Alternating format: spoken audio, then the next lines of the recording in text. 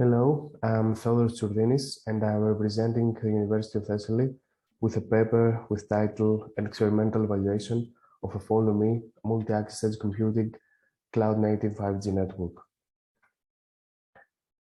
5G brings transformational changes to the core network with a modular and cloud-native approach.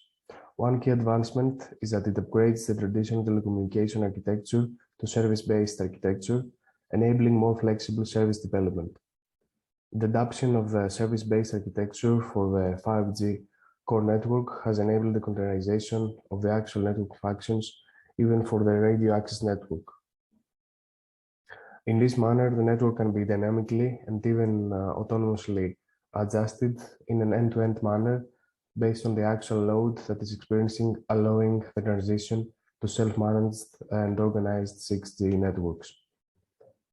With the presence of edge services, the components of 5G networks increase, and for the proper management, they need orchestration, scaling, and migration, and more specifically, due to the mobility of mobile users, live migration. Therefore, there is a need for a single platform that, on the one hand, manages the network functions running from the core network to the radio access network, and on the other hand, can manage the edge services, which most of the time need to be deployed as virtual machines due to their developed ability to be live migrated, unlike containers. Since we mentioned the containers, the above management needs of the 5G components lead us to container orchestrator like Kubernetes. As with Kubernetes, we can deploy the services in a few minutes, manage the network functions that run inside the containers, and scale the services according to our needs. However, in an edge environment, virtual machines are also necessary. KubeVirt gives us this capability, as it is a Kubernetes add-on that delivers virtual machines as container workloads by providing hybrid solutions for managing edge services in a Kubernetes environment. So the experimental setup is shown in the image on the right. The setup is based on a real testbed called Nikos testbed, and the containerized applications are based on the open source open air interface platform. The 5G components end up being Kubernetes pods. For the proper operation of the integrated architecture, we used various technologies from the Kubernetes ecosystem, such as the Docker for the images and containers running internally on the pods. Also for the support and management of additional container network interfaces, we used the Mondo CNI. In addition, we used the KubeVirt API to deploy the MEC host, the virtual machine, as a container. Finally, we used also Prometheus for live monitoring. We also created a fertile environment for stateful live migration of services through a shared layer 2 connectivity between Kubernetes nodes and creating specific virtual machine configuration using Cloud-Native. Now let's focus on multi-access edge computing architecture. The European Telecommunications Institute proposed the integration of an MEC host from the LT architecture. The original proposal was to place the MEC host in the SCI interface behind the core. However, this does not lead to the optimal reduction of the latency due to the fact that services are far from the core. And the next suggestion was to place the MEC host in the S1 interface, as it results to lower latency since it is closer to the end user. By the same token, the MEC host can be placed on the front hull of a 5G network by activating the lowest latency. This was already done in our previous research work, where the communication between the MEC host and the DUs was through the MEC agent who manages the packets to and from the MEC services. MEC agent is holding a lookup table that is corresponded to the UE RNTI values, Depending on these values, requests are made from the MEC agent to the DU and vice versa. Our implementation is based on the management of an autonomous MEC host with the help of the Kubernetes framework. The MEC host is a virtual machine defined by the KubeVirt API and has remote access to the Kubernetes cluster.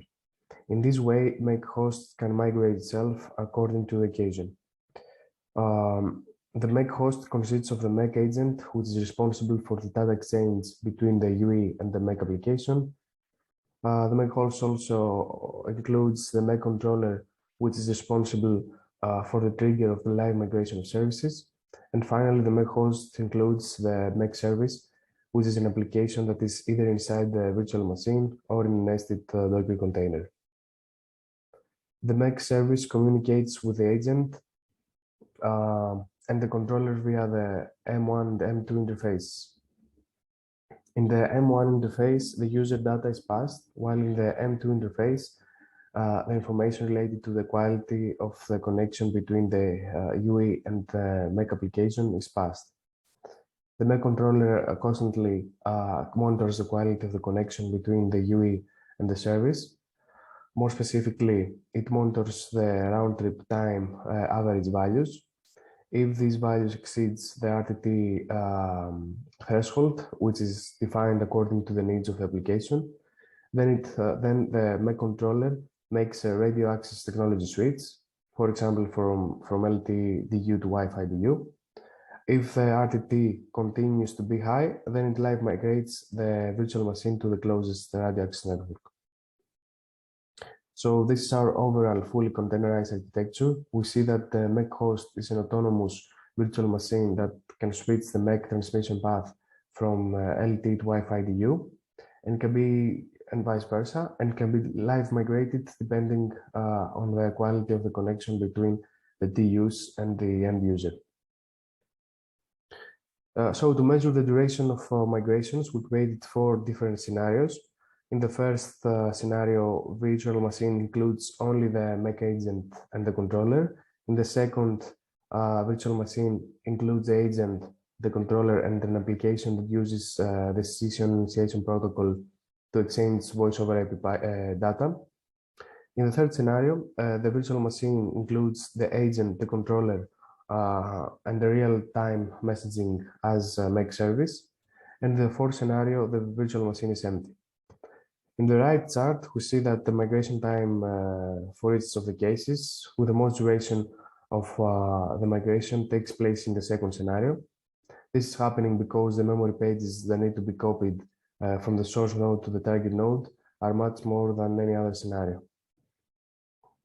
For the evaluation part of our MEC deployment, we focus on measuring the overall latency for accessing the MEC services. The measurements are based on the latency between the multi-homed UE connected to the LTE and Wi-Fi DU and the MEC service, which is deployed either to the front haul or the core network. We noticed that the latency measurements on the MEC services deployed on the front haul are slightly better than the MEC services deployed on the core network. This is because in the Nikos testbed topology, the core network container instances run on a node which is relatively close to the front haul container instances that run on a close node.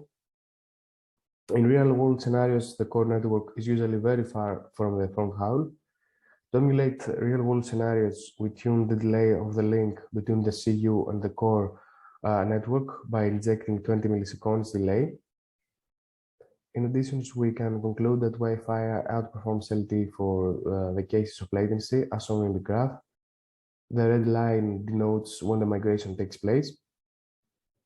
As we can see, there is an entirely seamless experience to the UE with some spikes in overall latency during the migration process. And now we will see a demo that demonstrates the functionality of the Follow-me SIM that we implemented by sending voice over IP data from the UE to the MEC application. At the top left, there is a MEC host, which inside it are running the MEC agent and the MEC controller. At the bottom left is the UE, which is connected to the MEC application. At the top right, we see the Kubernetes master node, where we constantly see at which node the virtual machine is located. Just below is the LTDU, in which to create a user mobility scenario, we inject latency in the interface between the DU and the CU, so that the live migration is triggered by the controller. And just below, there is a UE console where we watch the RTT values. So let's start it.